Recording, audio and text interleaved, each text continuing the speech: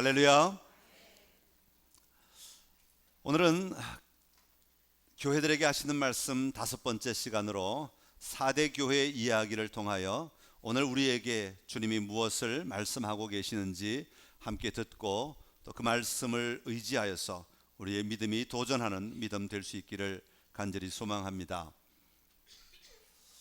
어떤 분들은 신앙생활을 하면서도 여전히 신앙과 삶을 분리하여 생각하시는 분들이 계십니다.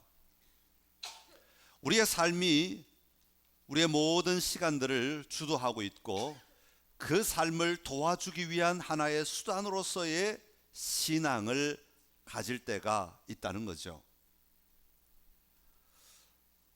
성경은 우리의 삶이 그러한 삶이 아니라고 분명히 이야기합니다. 우리는 하나님의 피조물로서 우리의 삶의 모든 기반은 하나님과 함께 동행하는 삶을 살아가는데 그 삶의 자리에 우리에게 주신 시간에 따라 사명에 따라 우리가 세상 속에서 일도 감당하고 공부도 하고 그리고 세상을 섬기기도 하고 다른 일들도 감당하며 살아가야 한다고 하는 것을 우리에게 말씀하고 있습니다. 우리가 지금 다루고 있는 소아시아 교회 7교회에게 보내는 이 글들은 요한계시록에 나오니까 하나님 나라의 어떤 추상적인 이야기를 썼을 것이다 그렇게 생각하지만 사실은 그 당시에 있었던 소아시아 7교회를 향하여 주님이 판단하시고 분석하시고 그리고 그 교회가 회복되어야 될 내용들을 분명하게 현실적으로 지적하셔서 말씀하고 계시는 내용이 담겨 있는 것입니다. 그러니까 이것은 신앙 따로 삶 따로의 이야기가 아니라 너희의 삶의 전체가 이루어야 되는데 이 교회는 이런 것이 부족하기 때문에 이것을 고쳐야 하고 채워야 하고 이 교회는 이것이 부족하기 때문에 이 부분을 다루어야 된다라는 것을 알려주심으로 말미암아 교회가 건강하게 교회가 그 역할을 제대로 감당하도록 교회가 그 삶을 제대로 살아낼 수 있도록 도와가시는 과정이 바로 소아시아의 7교회에게 보내는 글들의 핵심이라고 하는 겁니다. 우리가 지난 시간에 다루었던 교회들을 잠깐 살펴보면 첫 번째 우리가 다루었던 교회가 에베소 교회이죠. 에베소 교회는 진리를 외친다고 외치는 소리는 가득하다고 말하지만 무엇을 잃어버렸어요? 첫사랑을 잃어버린 교회가 에베소 교회라고 말했습니다. 교회 안에 이제 전통이 세워지고 교회 안에 지적으로 많이 아는 사람들이 생기고 교회 안에 여러 가지 논리들이 정립이 되기 시작하고 교회 안에 어떤 정치 구조도 세워지기 시작하고 교회 안에 이제 모든 직분들도 갖추어지기 시작하고 교회 안에 모든 것들이 완성되어 가는 것 같은데 그런데 이렇게 진리를 많이 알고 무엇인가 외적으로 완성되어 가는 그 자리에 주님은 비어있는 것 하나를 보셨다는 겁니다. 그게 바로 첫사랑이라고 하는 것이죠. 아무리 우리가 지적으로 많이 아는 것도 중요하지만 하나님을 향한 그 사랑을 놓쳐버리면 이 지적인 것들이 온전히 교회를 세워갈 수가 없다. 주님은 그렇게 지적하고 있는 거죠. 서문화교는 어떻습니까? 서문화교는 칭찬이 있었죠. 환난과 궁핍이 있는 삶을 살고 있었지만 그들은 그 환난과 궁핍에 끌려다니지 아니하고 그들 안에 영적으로 부유한 삶을 살고 있다는 것을 주님은 보시고 그것을 말씀하고 계시는 것이죠. 너희의 삶이 어려우냐? 너희의 삶이 고통스러우냐? 너희에게 환난이 있느냐? 물론 그것도 우리가 바로 해결해야 될 문제지만 더 근원적인 것은 내 안에 예수 그리스도로 말미암아 풍성함이 있고 우리 주님과 함께 더불어 살아가는 이 믿음의 삶이 굳건할 때 우리는 그 문제를 해결할 힘을 얻게 되고 지혜를 얻게 되고 능력을 얻게 된다는 것을 말씀해 주시는 거죠. 버가모 교회는 어떻습니까? 발람의 교훈을 따르는 것처럼 니골라당의 교훈을 따라가고 있는 것을 책망하고 계시죠. 잘못된 가르침에 미혹되어 살아가는 것 그것이 너희가 깨어있지 않으면 누구든지 이런 미혹에 넘어갈 수밖에 없다. 오늘 우리 현대교회도 동일하게 적용되는 말씀이라는 것입니다. 두아디에라 교회는 어떻습니까? 이세벨을 용납하여 행음하고 우상의 제물을 먹는 것을 책망하고 계십니다. 삶 속에 들어와 있는 잘못된 소리들에게 끌려감으로 말미암아, 그 소리들이 미혹됨으로 말미암아, 그 소리들이 나를 넘어뜨림으로 말미암아 쓰러지지 않도록 깨어있는 자가 되어야 한다. 잘못된 영향력을 물리치는 자들이 되어야 된다 하는 것을 말하는 거죠. 그러니까 앞에 말한 이 네 교회 전부 다 우리의 삶 속에 분명히 자리 잡고 있는 신앙의 삶에 대해서 이야기하고 있는 겁니다. 오늘 우리가 다루는 4대 교회도 같은 관점에서 바라보아야 합니다. 4대 교회는 오늘 예수님께서 무엇에 관심을 가지고 계시는가, 교회를 바라볼 때 예수님의 마음은 어디에 쏠려 계신가 하는 것을 우리에게 소개하고 있습니다. 4절과 5절의 말씀인데요, 예수님은 우리 모두가 궁극적인 승리를 하기를 원하신다고 말씀하는데 어떤 것이 승리의 삶인가? 우리 4절과 5절을 같이 읽어보겠습니다.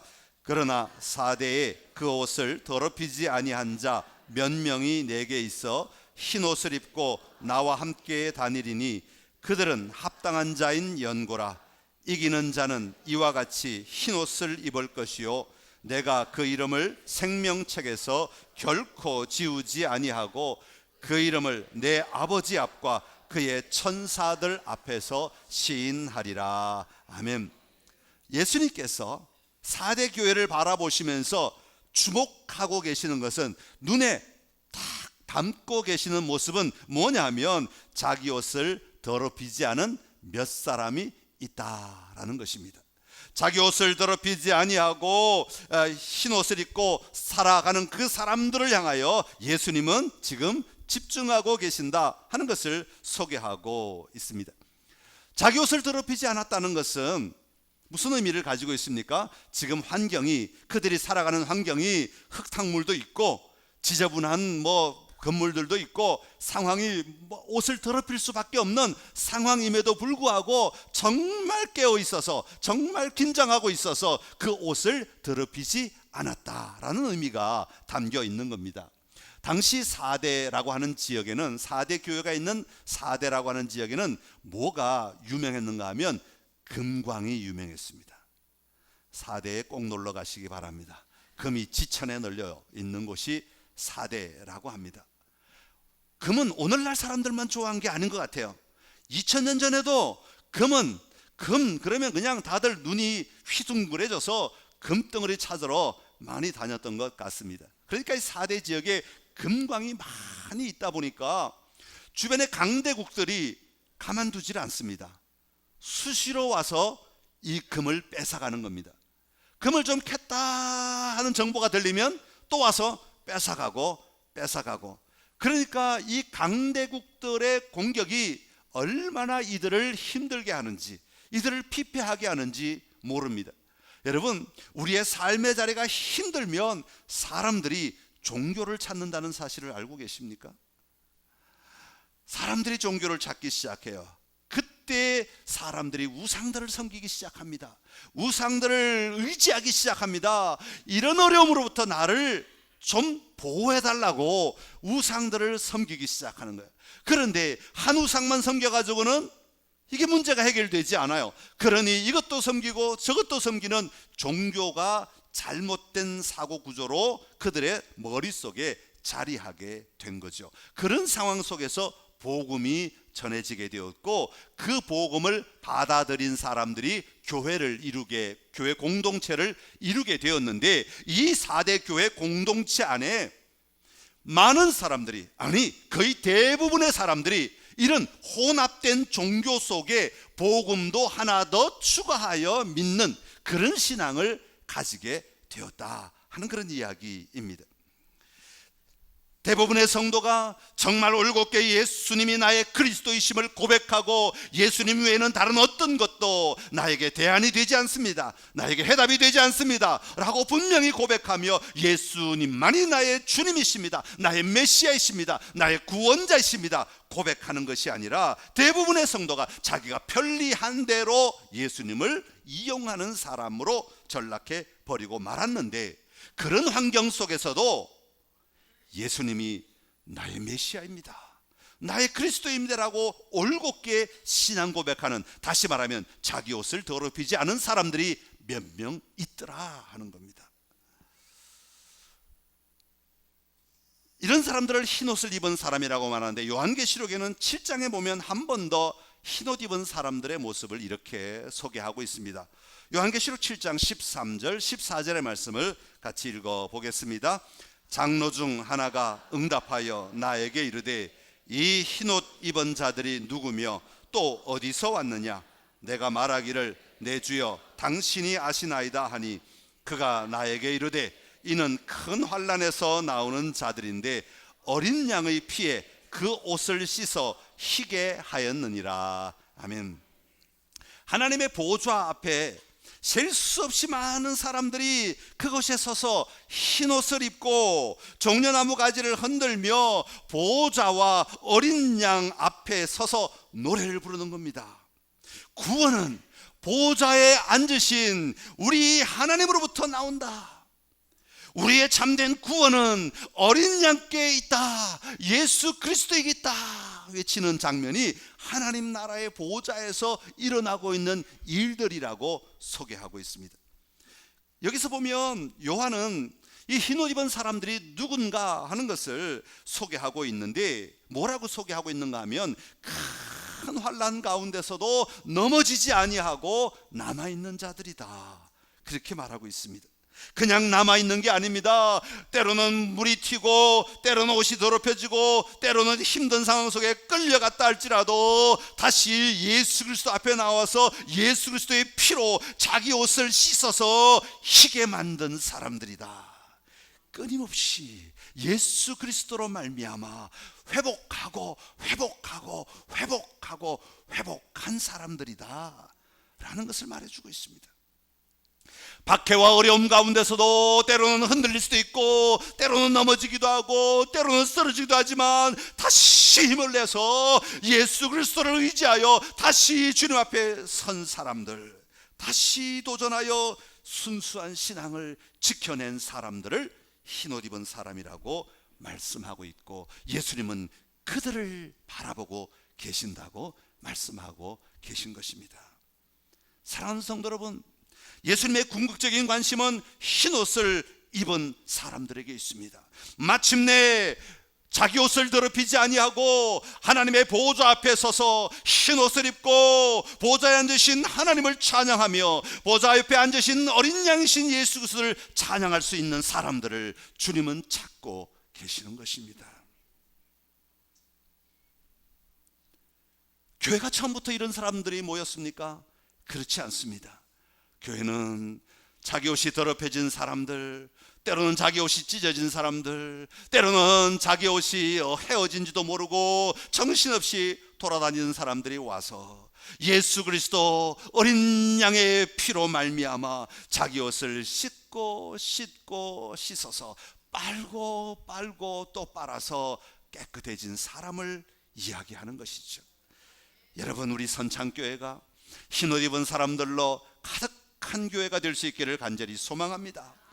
우리 믿음의 목표는 내가 주님 보좌 앞에 서서 흰옷을 입고 마음껏 하나님을 찬양하는 삶을 내가 살아내겠노라는 결단이 있는 사람들로 이루어져야 하는 것입니다.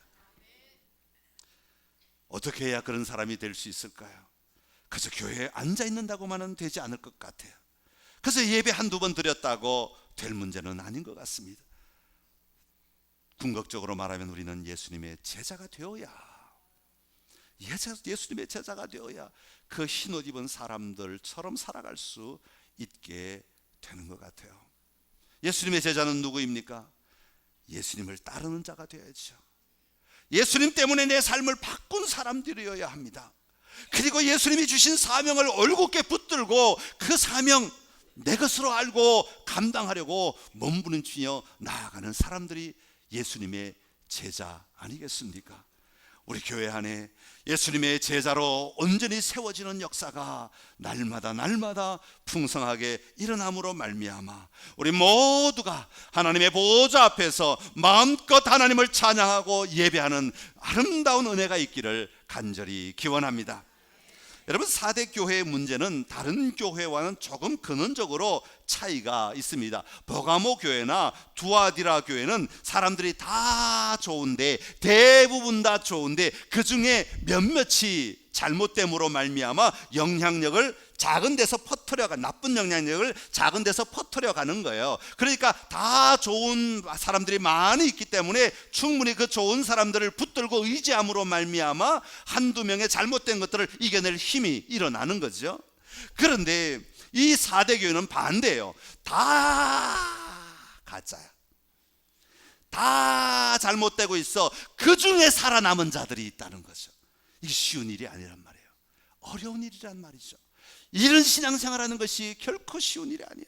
주변에 이쪽에 봐도 지멋대로 살아가고 저쪽에 봐도 지멋대로 살아가고, 아이고 나도 저렇게 살아야 되나 저렇게 살아야 되나, 그런 갈등이 막 일어나는 그 상황 속에서, 아니야, 예수님만이 나의 해결자이시야, 예수님만이 나의 메시아시여 라고 고집하며 부르짖으며 옮겨가는, 그 길을 걸어가는 사람들이 되어야 한다는 것이죠. 이런 4대 교회를 바라보고 주님이 평가를 하시는데 1절 끝에 보면 이런 교회를 뭐라고 말하고 있는가 하니까 이렇게 말합니다. 살았다 하는 이름은 가졌으나 어떤 자? 죽은 자로다. 그렇게 평가하고 있습니다. 예수님을 붙든 자들을 향하여 말씀하시는 것이 아니라 그 전체 죽어가고 있는, 그 전체 잘못된 길로 가고 있는 4대 교회를 향하여 말씀하고 있는 거죠. 여러분, 살았다 하는 이름은 가졌다, 이 말은 살아있다는 말이 아닙니다. 살아있는 것처럼 보이지만 진짜는 죽어있는 것들이다, 그런 의미가 담겨 있습니다. 여러분이 교회 와서 느끼실 때 언제 교회가 살아있다고 느끼십니까? 여러분, 와, 우리 교회는 살아있는 교회야, 와, 우리 교회는 생동감이 있어, 우리 교회는 생명력이 있는 것 같아, 언제 그렇게 이야기하십니까? 사람들이 많이 모여서 함께 큰 소리로 찬양할 때 우리는 그런 거 느끼지 않습니까? 많은 사람들이 모여서 교회 로비가 북적북적하면 우리는 그렇게 말하지 않습니까? 식당에 내려갔더니 많은 사람들이 함께 식사하면서 웃으면서 즐거워하면서 악수하고 반갑게 맞이하고, 그런 모습 보면 야, 우리 교회가 살아있는 것 같아, 그런 얘기하지 않습니까? 아이들이 막 뛰어다니면 야, 우리 교회는 살아있는 것 같아, 그렇게 말하지 않습니까? 그런데 오늘 4대 교회를 보시는 주님의 시각으로 보면 그것은 사람의 시각일 뿐이고, 주님은 그 외형만 보시는 분이 아니라는 것을 말씀하고 계세요. 주님은 사람들이 많이 모여서 찬송소리 큰 것도 중요할지 모르지만 주님은 그 외형에 미혹되시는 분이 아니라고 말씀하십니다. 주님은 그 속사람을 진짜 보신다고 말씀하고 계세요. 그 마음을 보시는 분이라고 말씀하고 있습니다. 주님은 그 중심을 보신다고 말씀하죠. 우리 하나님은 중심을 보시는 분이라고 말씀하고 있지 않습니까? 움직이며 다니는 사람들의 겉모습을 보시는 것이 아니라 뛰어다니는 그 사람의 속사람을 보시고 그 중심을 보시며 그들의 신앙이 지금 무엇을 향하여 서 있는지, 어디를 향하여 가고 있는지를 분명히 보시는 분이다, 그렇게 말씀해요. 그래서 예수님을 소개할 때 오늘 본문에 보면 1절에 예수님을 어떻게 자신을 소개하고 있는가 하면 이렇게 소개합니다. 7영과 7별을 가지신 이다, 그렇게 말씀하고 있습니다. 육적으로는 모여있지만 영적으로는 죽어있는 그들을 향하여 7영이신 성령을 부어주셔서 다시 영적 생기를 회복하기를 원하시는 예수님의 사역, 예수님의 일하심, 예수님의 그 마음을 소개하고 있는 대목이라고 하는 것입니다. 예수님은 성령의 능력이 그 교회 안에 임하여서, 성령의 강건하심이 임하여서, 성령의 가르치심이 임하여서, 성령의 민감함이 임하여서 살아 움직이는, 진짜 살아 움직이는, 껍데기만 살아 움직이는 교회가 아니라 그 속 중심이 하나님 나라를 누리며 살아 움직이는 교회가 되기를 원하신다라는 것이 예수님의 이름 속에 담겨있는 예수님의 마음인 것이죠. 이런 교회를 소망하기 위하여, 이루시기 위하여 주님은 오늘 본문에서 2가지를 명령하고 계시는데 2절에 보면 2가지 명령이 나오고 있습니다. 첫 번째는 뭐냐 하면 너는 일깨어, 그렇게 말합니다. 너는 일깨어 라는 말은 깨어나라 라는 의미를 가지고 있습니다.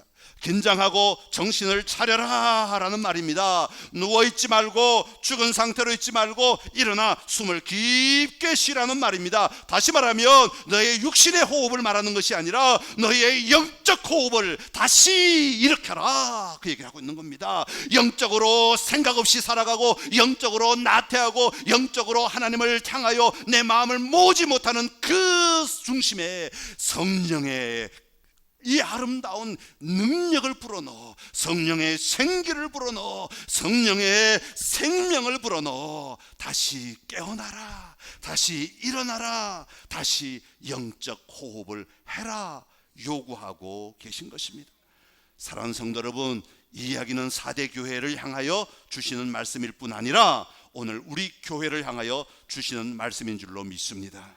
여러분, 우리 안에 하나님 앞에 영적으로 멈추어 서 있는 분들이 계시다면 오늘 이 시간 7영을 거느리시는 이신 예수 그리스도의 능력을 힘입어 성령으로 다시 영적인 생명을 회복하는 역사가 일어나게 되기를 간절히 기원합니다. 우리의 영이 살아나야 합니다. 영이 죽으면 육신의 아무것들 무엇을 가졌다고 한들 그것은 잠깐의 기쁨으로 끝나고 맙니다.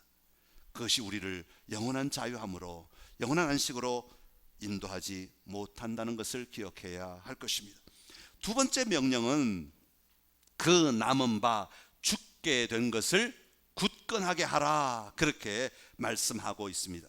아직 남아있지만 막 죽어가고 있는 자들, 숨이 헐떡거리며 그 마지막 숨을 내쉬고 이제 조금만 지나면 그 숨마저도 내쉬지 못하는 자들에게 가서 그들을 다시 굳건하게 해주어라, 다시 일으켜 주어라, 다시 살려 주어라, 다시 생명을 불어넣어 주어라, 다시 그들이 일어나도록 만들어 주어라, 그렇게 명령하고 계시는 것이죠. 아직 죽지 않아서 호흡이 남아있는 그 사람들을 붙들고 영적 인공호흡을 해서라도 생명을 회복시켜야 한다고 말씀하고 있는 겁니다. 이것이 교회 공동체에게 주시는 주님의 명령이라고 하는 것입니다. 여러분, 이것은 교회가 반드시 관심을 가지고 나아가야 될 영역입니다. 어떤 사람들은 교회 오면 나 하나, 내 영혼 하나도 간수하기 급급해서 살아가시는 분들이 계시지만 우리 주님은 우리의 시각을 넓히라고 말씀하십니다. 우리의 마음을 넓히라고 말씀하십니다. 우리의 관심의 대상을 넓히라고 말씀하십니다. 나도 살아날 뿐 아니라 죽어가는 그자를 다시 굳건하게 하는 역할을 너희가 해야 한다고, 그것이 교인이라면 마땅히, 성도라면 마땅히 해야 할 일이라고 우리에게 말씀하고 있는 것입니다. 죽어가는 자들에게 예수의 생명이 회복되게 해야 합니다. 그래서 그 생명이 들어간 사람들이 다시 예수의 생명으로 살아나야 하고, 생명으로 살아난 자들이 이제는 예수님의 제자가 되는 것을 우리가 함께 목도해야 하는 것입니다. 옆에서 나는 아무것도 하지 않고 지켜보는 것이 아니라 그렇게 되도록 내가 힘을 실어주고, 내가 옆에 그 팔을 붙잡아주고, 때로는 내가 안아주고, 때로는 내가 그들의 손을 잡아주고, 때로는 내가 그들의 이야기를 들어주고, 때로는 그들과 함께 아파하고 울고, 때로는 그들과 함께 기뻐하고 웃으며 그들을 도와주어야 한다. 이게 너희에게 주어진 사명이라고 말씀하고 있는 겁니다. 이 사명은 목사나 장로나 권사나 집사나 어떤 직분자들에게만 주신 사명 아닙니다. 물론 그들에게도 주신 사명입니다. 그러기에 하나님이 우리에게 주신 직분을 가진 사람들은 다른 어떤 사람들보다 먼저 죽어가는 자들을 강건하게 만드는 사역에 자기의 사명을 두어야 하는 자들입니다. 그러나 우리 모든 성도들이 이 사명을 나에게 주신 것으로 받아야 합니다. 남선교회 모이실 때마다, 여전도에 모이실 때마다 회의만 하지 마시고 예수님의 생명이 죽어가는 자들이 누구인가를 살피고 함께 그들을 위해 기도하고 함께 그들을 도와주며 함께 그들을 일으켜 주어서 굳건하게 하여서 그들이 예수의 생명을 회복하는 자들로 만들어가는 것이 남선교회의 사명이고 여전도의 사명이고 우리 모든 성도들의 사명이 되어야 하는 것입니다. 사랑하는 성도 여러분, 혹시 주변에 영적으로 죽어가는 어린아이들 없습니까? 여러분의 자녀들 가운데 영적으로 죽어가는 자녀들 없습니까? 여러분의 손자녀들 가운데 영적으로 죽어가는 자녀들 없습니까? 여러분 안타까워하셔야 됩니다. 애통하는 마음이 일어나야 합니다. 그들을 향하여 내 안에 불붙는 뜨거움이 일어나야 합니다. 그들을 위하여 내가 할 수 있는 일이 무엇일까를 찾아야 하는 것이죠. 여러분, 이 땅에 죽어가는 청소년들이 얼마나 많습니까? 여러분, 갈 곳을 알지 못하고 방황하여서 아무도 도와주는 손길이 없어서 죽어가는 영혼들이 얼마나 많은지 모릅니다. 우리가 그들을 향하여 그들을 다시 인공호흡을 시켜서라도, 영적 인공호흡을 시켜서라도 살려내야 하는 겁니다. 그게 오늘 먼저 믿은 우리들에게 주신 하나님의 사명이라는 것입니다. 젊은 엄마들 아기 낳고 아기가 독립할 때까지 떨어지지 않아서 개 때문에 왔다 갔다 하면서 예배 못 드리는 엄마들을 볼 때 우리는 안타까운 마음을 가져야 합니다. 저들의 신앙이 지금 죽으면 어쩌면 영원히 죽을지도 모른다는 위기감을 가지고 우리가 그들을 도와줘야 합니다. 그런 도움이 없이 알아서 크라고, 알아서 서라고, 알아서 세워지라고 세워질 수가 없어요. 너무 힘들어요. 그래서 주님은 우리를 돕는 자로 세우시는 겁니다. 여러분, 이 땅에 다른 사람을 하나님이 창조하신 이유는 도와주라고, 돕는 자가 되라고 우리에게 말씀하시는 것입니다. 여러분, 우리의 사명은 죽어가는 자들을 일으키는 데 있습니다. 우리 선창교회가 이 사명을 잘 감당하는, 예수의 생명으로 살아가는 그런 교회가 될 수 있기를 간절히 기원합니다. 그러면 4대 교회는 어떻게 해야 하는가? 주님은 몇 가지를 말씀하시는데 3절의 말씀입니다. 우리 3절 한번 읽어보겠습니다. 그러므로 내가 어떻게 받았으며 어떻게 들었는지를 생각하고 지켜 회개하라. 만일 일깨지 아니하면 내가 도둑같이 이르리니 어느 때 내게 이르는지 내가 알지 못하리라. 아멘. 예수님은 4대 교회를 향하여 처방을 내려주십니다. 자, 이런 상태에서 어떻게 해야 되는가? 어떻게 해야 죽어가는 생명들을 회복할 수 있는가? 세 가지 동사를 통해서 이야기합니다. 그 문장에 보면 생각하고 지켜 회개하라, 세 가지를 말씀하십니다. 세 가지 동사를 가지고 말씀하시는데 첫 번째 동사는 생각하라는 겁니다. 생각하라는 말은 그냥 그래 그런 거 있었지 이런 생각이 아니라 기억하라는 말입니다. 기억하라. 기억하라는 의미를 가지고 있습니다. 내가 복음을 어떻게 받았으며 어떻게 들었는지, 그 복음이 어떤 능력이 있는지를 내가 기억하라는 것입니다. 기억하는 것은 굉장히 중요한 신앙의 행위 가운데 하나입니다. 마태복음 16장에 보면 예수님의 제자들이 딴소리를 자꾸 하니까 예수님이 이렇게 말씀하십니다. 너희가 아직도 깨닫지 못하느냐? 그러면서 책망하실 때 예수님이 이렇게 말씀하십니다. 떡 5개로 5,000명을 먹이고 준 것이 몇 바구니든 것을 기억하지 못하느냐? 그렇게 말씀하십니다. 너희가 기억하라는 겁니다. 무엇을 기억해요? 예수님이 행하신 그 놀라운 기적을 기억하라는 것입니다. 예수님의 전능하심을 기억하라는 것입니다. 예수님의 하나님 되심을 기억하라는 것입니다. 그리고 그 믿음으로, 그 기억으로 너희의 삶에 적용하라고 말씀하고 있는 겁니다. 여러분, 주님은 오늘도 우리에게 말씀하십니다. 주님의 말씀을 기억하라고 말씀하십니다. 그저 뇌에 조금 기억 장치를 가동시켜 기억하는 것을 의미하지 않습니다. 기억한다는 것은 그 말씀이 오늘 내 삶에도 살아 움직이는 겁니다. 여러분, 성경에 나오는 기적이 오늘 내 삶의 기적이 될 수 있는 것은 우리가 기억할 때 일어나는 일들입니다. 그 말씀이 오늘 살아 움직이는 말씀으로 기억하고 그 말씀을 내가 믿을 때 그 말씀대로 오늘 내 삶에 하나님 나라의 기적이 일어나게 되는 것입니다. 두 번째로는 지키라, 그렇게 말씀하십니다. 지킨다는 말은 순종한다는 의미입니다.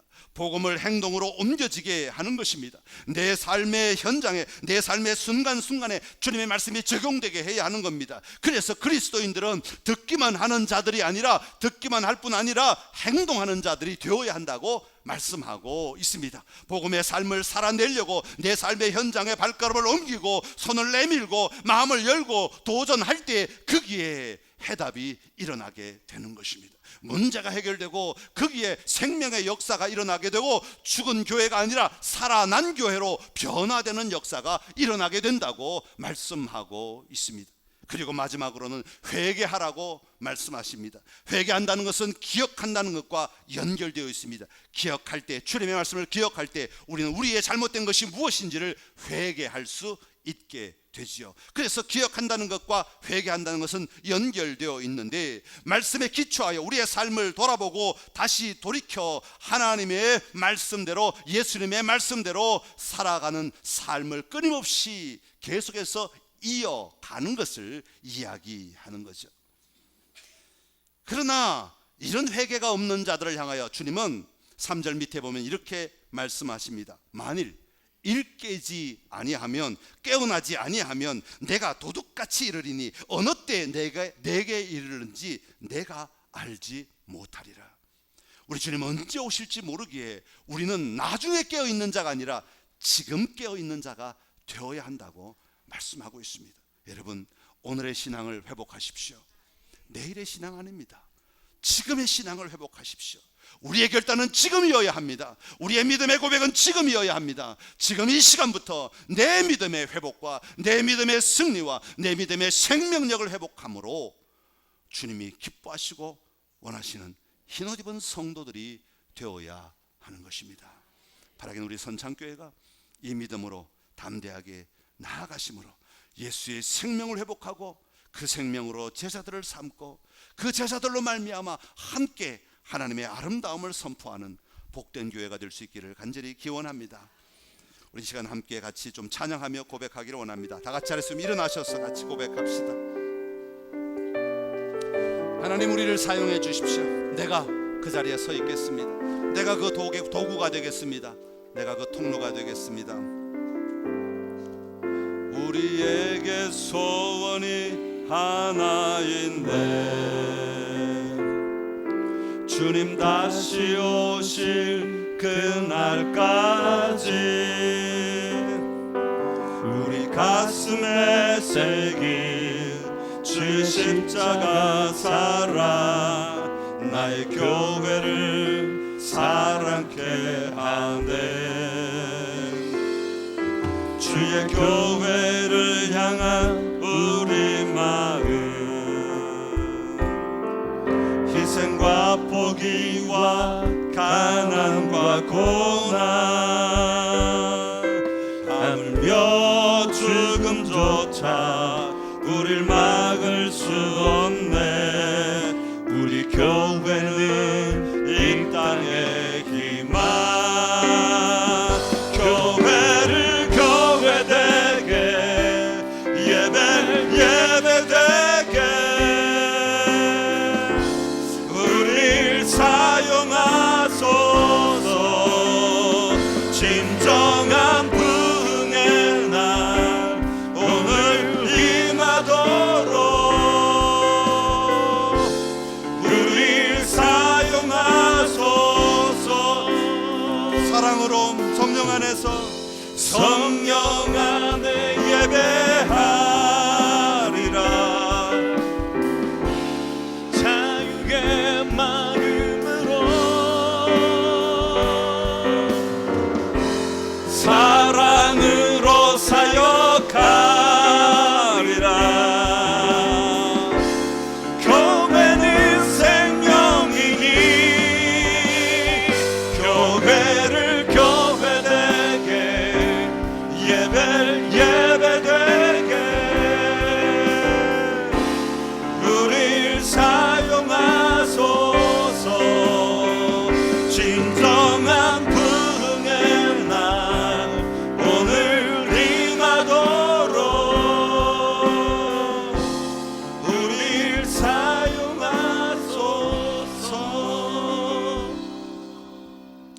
지금 우리 주 예수 그리스도의 은혜와 하나님 우리 아버지의 놀라우신 사랑하심과 성령의 교통하시고 역사하시고 인도하신 내가 살아난 교회답게 생명 있는 교회답게 살기를 원하는 주의 귀한 백성들 머리 위에 다른 사람을 살려주고 세워가는 교회로 쓰임받기를 원하는 우리 선창교회 위에 지금부터 영원토록 함께 하시기를 간절히 축원하옵나이다. 아멘.